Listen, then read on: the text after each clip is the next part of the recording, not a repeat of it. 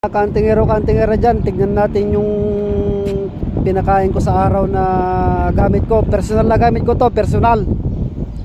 Tignan nyo mga kababayan ang personal kong gamit. Yan. Pinakain ko sa araw mga kantingera dyan. Kaso wala ng araw kaya kukunin ko na. Personal kong gamit mga kababayan.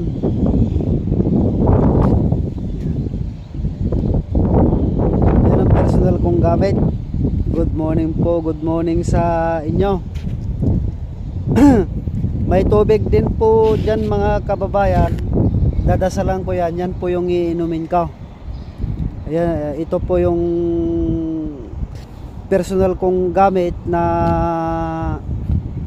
dala-dala. Nandyan po lahat. Salita po ng babaylan, Imilik. Wala pong Latin dyan na nakasulat mga kababayan. Wala na kasing araw, kaya kukunin ko na siya. Kanina matirik ang araw, hindi ko binibidyoan kasi gawa na pinakain ko.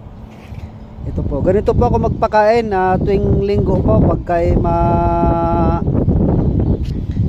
maaraw, ganito ko po pinapakain. Kung napapansin nyo yung hose, puno po yung laman yan, at saka 8 po na bote. Ang kwintas ay meron din 2 pong bao. Magkaibang uri po yung bao na yan mga kantingera. Yan. Tapos yung langis ni Father Balweg nasa baba, yung nasa bag. Tapos yung chileko nya nakadamit nasa loob din, hindi ko po ipinakita.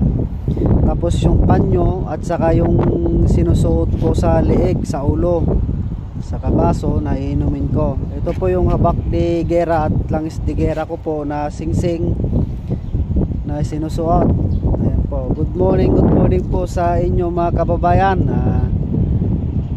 Salamat po.